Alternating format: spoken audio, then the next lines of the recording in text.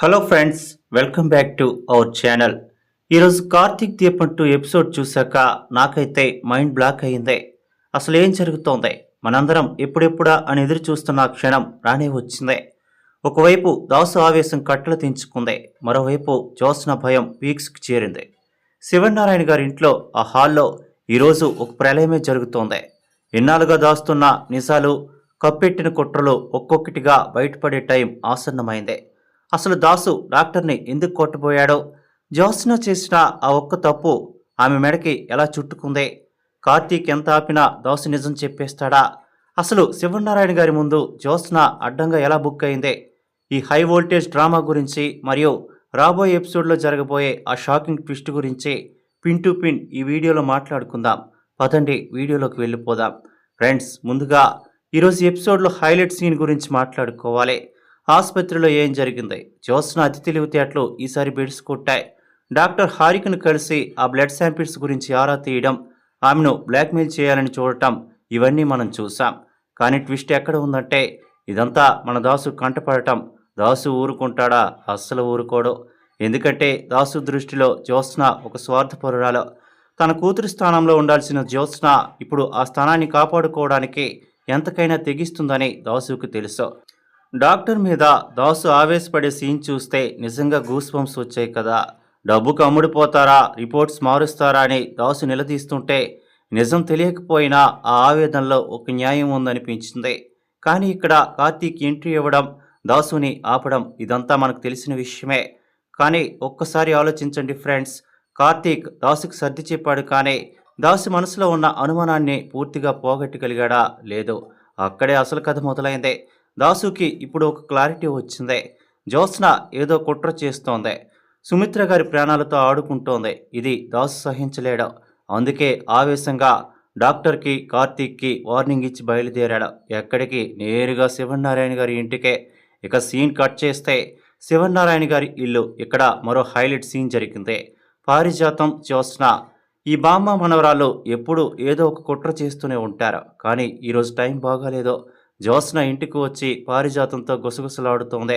నేను డాక్టర్ని కలిశాను బామ్మ, కానీ ఈ విషయం ఎవరికీ తెలియకూడదు అంటుంది. సరిగ్గా అక్కడే మన దశరథ్ గారు ఎంట్రీ ఇచ్చారా. అబ్బా, ఆ సీన్ టైమింగ్ అయితే అదిరిపోయింది బ్రదర్స్. దశరథ్ గారి లాజిక్ పాయింట్ సూపర్ కదా. అమ్మ హెల్త్ గురించి డాక్టర్ని కలిస్తే దాచాల్సిన పనేముంది, ఎందుకు రహస్యంగా మాట్లాడుకుంటున్నారని నిలదీసేసరికి జ్యోత్స్న ముఖంలో రంగులు మారడం మనం క్లియర్గా చూసాం. పారిజాతం కూడా సైలెంట్ అయిపోయింది. దీన్ని బట్టి మనకేమర్థం అవుతుంది? జ్యోత్స్న పాపం పండిందే. ఇంట్లో వాళ్లకు మెల్లగా అనుమానం మొదలైందే. ఇంతకాలం మా మనవరాలు బంగారం అనుకున్న శివనారాయణ గారు కూడా ఆ సీన్లో జ్యోత్స్న ప్రవర్తన చూసి ఆశ్చర్యపోయారు. ఈ భయం, ఈ తడబాటు రాబోయే తుఫానికి సంకేతాలు మాత్రమే. ఇప్పుడు మనం అసలు మేటర్లోకి వద్దాం. ఈరోజు ఎపిసోడ్ చివరిలో దాసు ఎంతో ఆవేశంగా నిర్ణయం తీసుకున్నాడు. నిజం తేల్చేస్తా, తాడో పేడో తేల్చుకుంటా అని బయలుదేరాడు. రేపటి ఎపిసోడ్లో ఏం జరగబోతోంది? నా అంచనా ప్రకారం రేపు ఒక భారీ విధ్వంసం జరగబోతోంది ఫ్రెండ్స్. ఊహించుకోండి, శివనారాయణ గారి ఇల్లు హాల్లో అందరూ ఉండారు.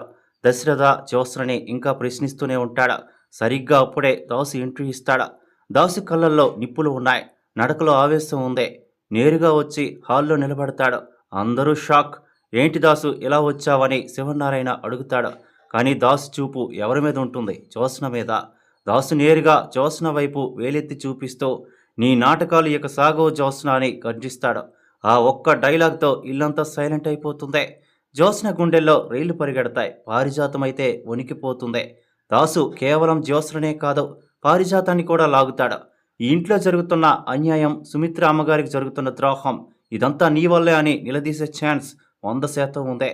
కానీ ఇక్కడే చిన్న ట్విస్ట్ ఉండే అవకాశం ఉంది. సీరియల్స్లో నిజాన్ని అంత త్వరగా బయట పెట్టరు. కార్తీక్ వచ్చి అడ్డుపడతాడా, లేక దాసు నిజం చెప్పేలోపే సుమిత్ర గారికి సీరియస్ అని ఫోన్ వస్తుందా, లేదా జ్యోత్స్న కళ్ళు తిరిగి పడిపోయే డ్రామా ఆడుతుందా? ఏదేమైనా రేపు దాసు శివనారాయణ గారి ఇంటి ముందు జ్యోత్స్న అసలు స్వరూపాన్ని బయటపెట్టే అవకాశాలే ఎక్కువగా ఉన్నాయి. అదే జరిగితే ఈ సీరియల్ నెక్స్ట్ లెవెల్కి వెళ్ళిపోయినట్లే. ఇక ఈ గొడవలన్నీ పక్కన పెడితే మన దీప పరిస్థితి అంటే, పాపం దీప ఏ పాపం తెలియని అమాయకురాలు. తన సొంత తల్లి ప్రాణాపాయంలో ఉందని తెలిసి తల్లడిల్లిపోతోంది. మరోవైపు కాంచన గారు దీప గురించి, పుట్టబోయే బిడ్డ గురించి ఆరాటపడుతున్నారు. దాసు రేపు నిజం చెప్పేస్తే దీప రియాక్షన్ ఎలా ఉంటుంది? నేను సుమిత్ర గారి కూతుర్నని తెలిస్తే తను తట్టుకోగలదా? లేదా జ్యోత్స్న నా చెల్లెలు కాదు, నా స్థానాన్ని ఆక్రమించిన మోసగత్తి అని తెలిస్తే ఆమె గుండె పగిలిపోదా? అని ఫ్రెండ్స్, ధర్మం ఎప్పుడూ దీప వైపే ఉంది. జ్యోత్స్న ఎన్ని ప్లాన్లు వేసినా, పారిజాతం ఎన్ని కుట్రలు చేసినా చివరికి గెలిచేది దీప మంచితనమే. రేపు దాసు వేసే ఆ అడుగు దీప జీవితాన్ని మార్చేయబోతోంది. అది మంచికో చెడుకో చూడాలి. సో ఫ్రెండ్స్, ఇది ఈరోజు ఎపిసోడ్. మరి రేపటి ఎపిసోడ్ ఎలా ఉండబోతుంది? దాసు నిజంగానే రేపు శివనారాయణ గారి ఇంటి ముందు మొత్తం నిజం చెప్పేస్తాడా? లేక కార్తీక్ వచ్చి దాసుని ఆపి కథను మళ్ళీ మలుపు తిప్పుతాడా? జ్యోత్స్న ఈ గండం నుంచి ఎలా తప్పించుకుంటుంది? మీ అమూల్యమైన అభిప్రాయాన్ని కింద కామెంట్ సెక్షన్లో తప్పకుండా తెలియజేయండి. దాసు నిజం చెప్పాలనుకునే వాళ్ళంతా ఈ వీడియోని లైక్ చేయండి. చూద్దాం ఎంతమంది దాసుకు సపోర్ట్ చేస్తున్నారా. మరిన్ని కార్తీక్ దీపం టూ లేటెస్ట్ అప్డేట్స్, షాకింగ్ ట్విస్టుల కోసం మన ఛానల్ని ఇప్పుడే సబ్స్క్రైబ్ చేసుకోండి.